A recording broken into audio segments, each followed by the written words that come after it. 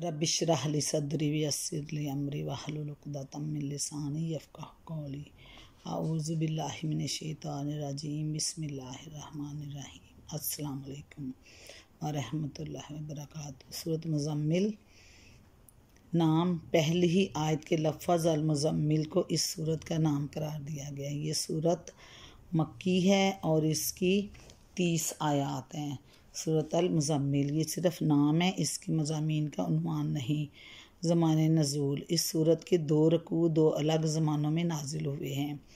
पहला रकू बिल-इत्तिफ़ाक़ मक्की है। इसके मज़ामीन और अहादीस की रवायात दोनों से ही ये बात मालूम होती है। रहा ये सवाल कि ये मक्की ज़िंदगी के किस दौर में नाजिल हुआ है, इसका जवाब हमें रवायात से तो नहीं मिलता, लेकिन इस रकू के मज़ामीन की दाखिली शहादत इसका ज़माना मुतअय्यन करने में बड़ी मदद देती है।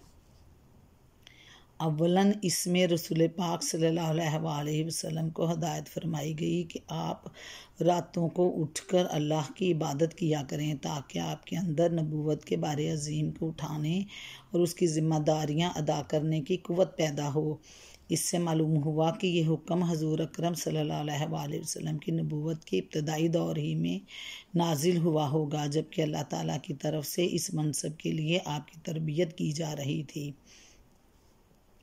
सानियन इसमें हुक्म दिया गया कि नमाज तहज्जुद में आधी आधी रात या इससे कुछ कमो बेश कुरान मजीद की तिलावत की जाए। ये इरशाद खुद ब खुद इस बात पर दलालत करता है कि उस वक्त कुरान मजीद का कम अज़ कम इतना हिस्सा नाजिल हो चुका था कि उसकी तवील किरत की जा सके। सालिसन इसमें रसूल पाक सल्लल्लाहु अलैहि वसल्लम को मुखालिफिन की ज़्यादतियों पर सब्र की तलकीन की गई है और कुफार मक्का को अजाब की धमकी दी गई है। इससे ज़ाहिर होता है कि ये रकू उस ज़माने में नाजिल हुआ जब रसूल पाक सल्लल्लाहु अलैहि वसल्लम इस्लाम की एलानिया तबलीग शुरू कर चुके थे और मक्का में आपकी मुखालफत ज़ोर पकड़ चुकी थी। दूसरे रकू के मुतालिक अगरचे बहुत से मुफस्सरीन ने यह ख्याल ज़ाहिर किया है कि वो भी मक्का ही में नाजिल हुआ है, लेकिन बाज़ दूसरे मुफस्सरीन ने उसे मदनी करार दिया है और इस रकू के मज़ामीन से इस ख्याल की तायद होती है, क्योंकि इसमें क़त्ताल फ़ी सबिलिल्लाह का ज़िक्र है और ज़ाहिर है कि मक्का में इसका कोई सवाल पैदा न होता था और इसमें फ़र्ज़ ज़कात अदा करने का भी हुक्म दिया गया है। और ये बात साबित है कि ज़कात एक मखसूस शर्रा और निसाब के साथ मदीना ही में फ़र्ज़ हुई है। मौजू और मज़मून, पहली 7 आयात में रसूल पाक सल्लल्लाहु अलैहि वसल्लम को हुक्म दिया गया है कि जिस कार्य अजीम का बार आप पर डाला गया है उसकी ज़िम्मेदारियां संभालने के लिए आप सल्लल्लाहु अलैहि वसल्लम अपने आप को तैयार करें। और उसकी अमली सूरत ये बताई गई है कि रातों को उठकर आप सल्लल्लाहु अलैहि वसल्लम आधी आधी रात या इससे कुछ कमोबेश नमाज पढ़ा करें। आयत नंबर 8 से 14 तक हजूर पाक सल्लल्लाहु अलैहि वसल्लम को तलकीन की गई है कि सबसे कटकर उस खुदा के हो रहें जो सारी कायनात का मालिक है। अपने सारे मामलात उसी के सुपुर्द करके मुतमईन हो जाएं। मुखालिफिन जो बातें आपके ख़िलाफ़ बना रहे हैं उन पर सब्र करें, उनके मुँह ना लगें और उनका मामला खुदा पर छोड़ दें कि वही उनसे निमट लेगा। इसके बाद आयत 15 से 19 तक मक्का के उन लोगों को जो रसूल पाक सल्लल्लाहु अलैहि वसल्लम की मुखालफत कर रहे थे मुतंबा किया गया है कि हमने उसी तरह तुम्हारी तरफ एक रसूल भेजा है जिस तरह फ़िरौन की तरफ भेजा था।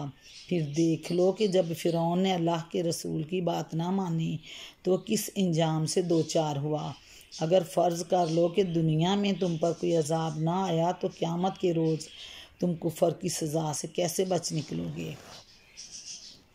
ये पहले रकू के मज़ामीन हैं। दूसरा रकू हज़रत सईद बिन जुबैर की रवायत के मुताबिक उसके 10 साल बाद नाजिल हुआ और उसमें नमाज तहज्जुद के मुतालिक उस इब्तदाई हुक्म के अंदर तख़फ़ीफ़ कर दी गई जो पहले रकू के आगाज़ में दिया गया था। अब ये हुक्म दिया गया कि जहाँ तक तहज्जुद की नमाज का ताल्लुक़ है वो तो जितनी बआसानी पढ़ी जा सके पढ़ लिया करो।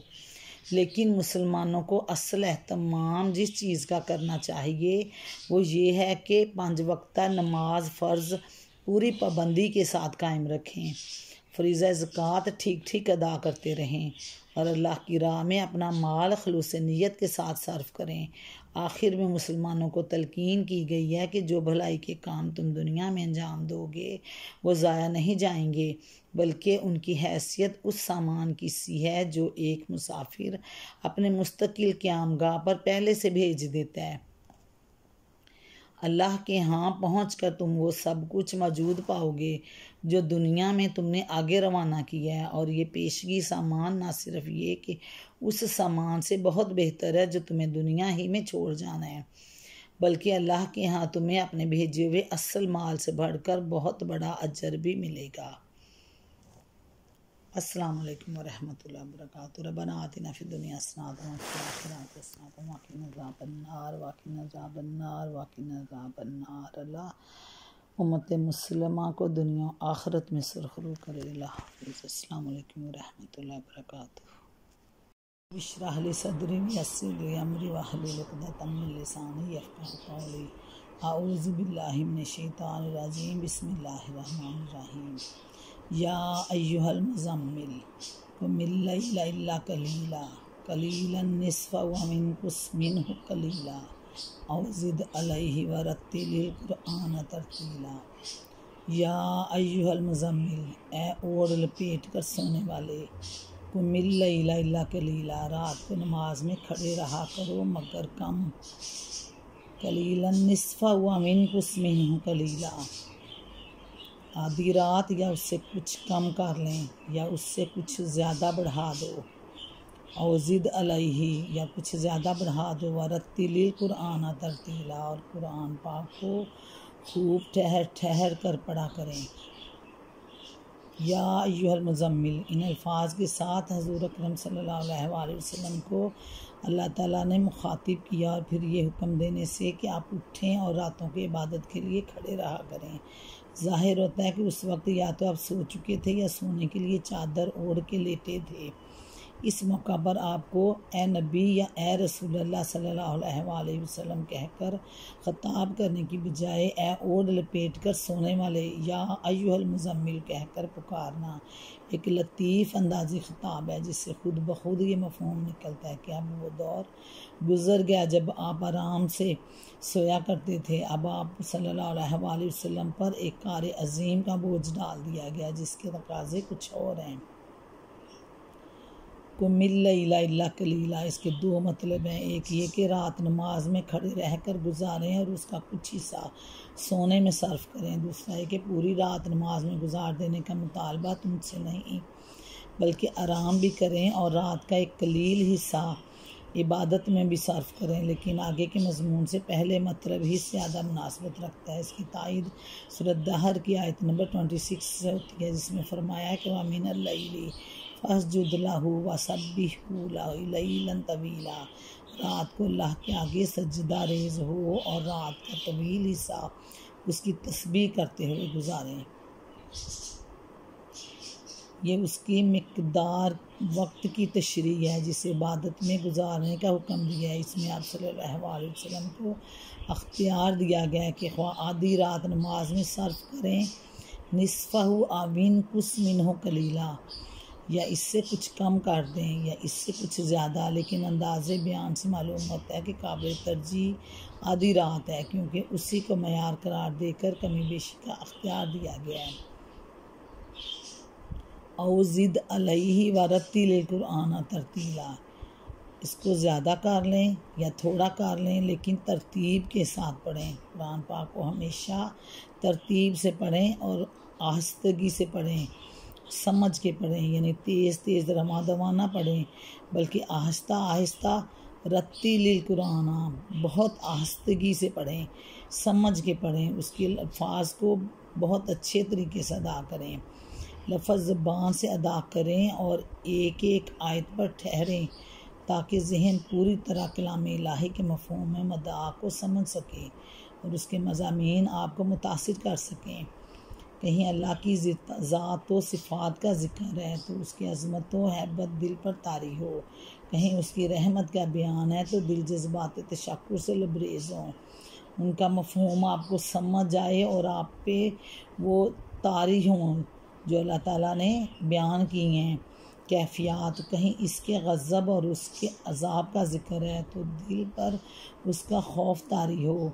यानी जैसे जैसे आप रत्तिलिल कुरान तरतीला, कुरान को आराम से ठहर ठहर के पढ़ेंगे तो आपको समझ आएगी उसकी, आपके दिल में उसका असर होगा, उसके दिल पे असरात होंगे, जहन पे उसके नक्श ठहरेंगे, आपको उसकी कैफियत में से गुजरेंगे कि कहाँ अल्लाह ताला ने अपनी रहमत का ज़िक्र किया है, कहाँ गज़ब है, कहाँ अल्लाह की अज़मत बयान है।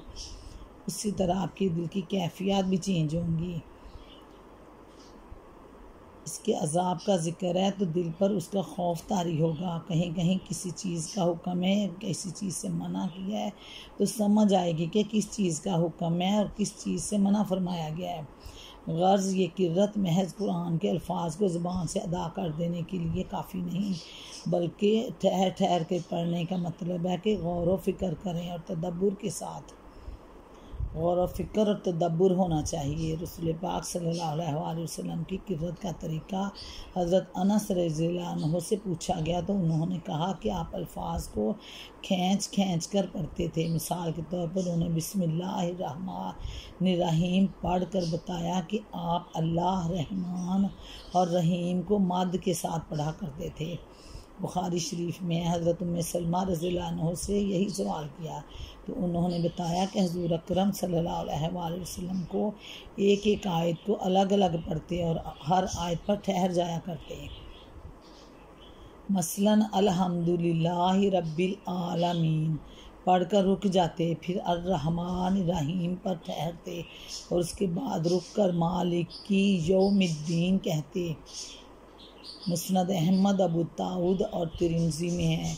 दूसरी एक रवायत में कि हज़रत उम्मे सलमा बयान फरमाती हैं कि हुज़ूर अकरम सल्लल्लाहु अलैहि वसल्लम एक एक लफ्ज़ वाज़िया तौर पर पढ़ा करते थे। तिरमिज़ी नसाई हज़रत हुज़ैफ़ा बिन यमान कहते हैं कि एक मरतबा मैं रात की नमाज में हुज़ूर अकरम सल्लल्लाहु अलैहि वसल्लम के साथ खड़ा हो गया तो आपकी किरत का ये अंदाज़ देखा कि जहाँ तस्बीह का मौका आता वहाँ तस्बीह फरमाते, जहाँ दुआ का मौका आता वहाँ दुआ मांगते, जहाँ अल्लाह ताला की पनाह मांगने का मौका आता वहाँ पनाह मांगते। यानी कुरान पाक को समझ के उसके अल्फाज पे गौर व फ़िक्र करें, उसके तर्जमे पे गौर करें, अल्लाह ताला ने किस आयत में क्या फ़रमाया है उसी तरह वो अमल करते।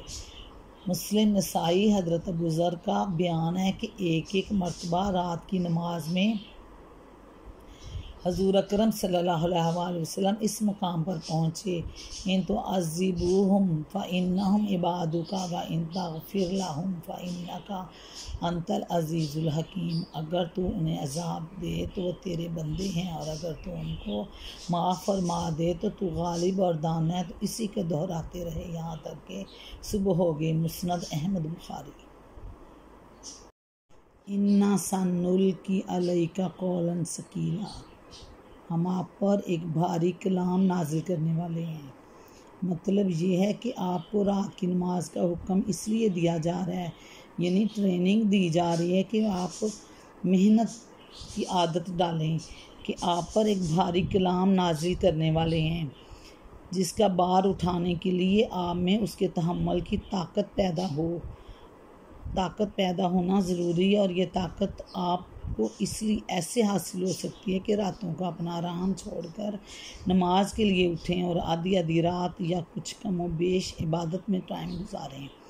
कुरान पाक को भारी कलाम इस बिना पर कहा गया कि इसके अहकाम पर अमल करना, उसकी तालीम का नमूना बनकर दिखाना, उसकी दावत को लेकर सारी दुनिया के मुकाबले में उठ खड़े होना और उस पर अमली काम करना, उसवा हसना, अपनी ज़िंदगी को अमली नमूना बनाना और उसके मुताबिक अक़ायद व अफ़कार, अखलाक व आदाब, तहज़ीब व तमद्दन के पूरे निज़ाम में इनकलाब बर्पा कर देना एक ऐसा काम है जिससे बढ़कर किसी भारी काम का तसव्वुर भी नहीं किया जा सकता। और इसी बिना पर भी इसको भारी कलाम कहा गया है। कौलन सकीला यानी सकील कलाम। इसके नज़ूल का तहम्मुल बड़ा दुश्वार काम था। हज़रत ज़ैद रज़ियल्लाहु अन्हु बिन साबित कहते हैं कि एक मरतबा रसूल पाक सल्लल्लाहु अलैहि वसल्लम पर वही इस हालत में नाज़िल हुई कि आप सल्लल्लाहु अलैहि वसल्लम अपना जानों मेरे जानों पर रखे हुए बैठे थे। मेरे जानों पर इस वक्त ऐसा बोझ पड़ा कि मालूम होता था अब टूट जाएगा। हज़रत आयशा रज़ियल्लाहु अन्हा फरमाती हैं, मैंने सख्त सर्दी के ज़माने में हजूर अकरम सल्लल्लाहु अलैहि वसल्लम पर वही नाजिल होते देखी। आप सल्लल्लाहु अलैहि वसल्लम की पेशानी से उस वक्त पसीना टपकने लगता। बुखारी, मुस्लिम, मालिक, तिरमिज़ी, नसाई। एक और रवायत में हज़रत आयशा रज़ियल्लाहु अन्हा का बयान है कि जब कभी आप पर इस हालत में वही नाजिल होती कि आप सल्लल्लाहु अलैहि वसल्लम ऊँटनी पर बैठे हों तो ऊँटनी अपना सीना ज़मीन पर टिका देती थी और इस वक्त तक हरकत ना कर सकती जब तक कि नज़ूल वही का सिलसिला ख़त्म ना हो जाता। मसनद अहमद, हाकिम, इब्न जरीर। यानी कुरान पाक सिर्फ़ एक आम कलाम नहीं है, इसको पढ़ें, इसकी कैफियत को समझें, इस पे अमल करें, इसको अपनी ज़िंदगी का नमूना बनाएं। जो अल्लाह ताला ने अहकामात बताए हैं उन पे अमल करें और जिनसे मना किया उनसे मना हो जाएं। अपनी ज़िंदगियों को इसमें लाएं, अमली नमूना बनाएं, तो फिर पता चलेगा ये कलाम एक आम कलाम नहीं, ये वाकई कौलन सकीला है। इन्ना सनुल्की अलैका कौलन सकीला, हम आप पर एक भारी कलाम नाजिल करने वाले हैं। कुरान पाक को आसान और सस्ता ना लें। कुरान पाक पे अमल करना बहुत मुश्किल है। इसे अपनी ज़िंदगियों में अमली तौर पे लागू करें, फिर पता चलेगा इन्ना सनुल्की अलैका कौलन सकीला के माने क्या रखते हैं।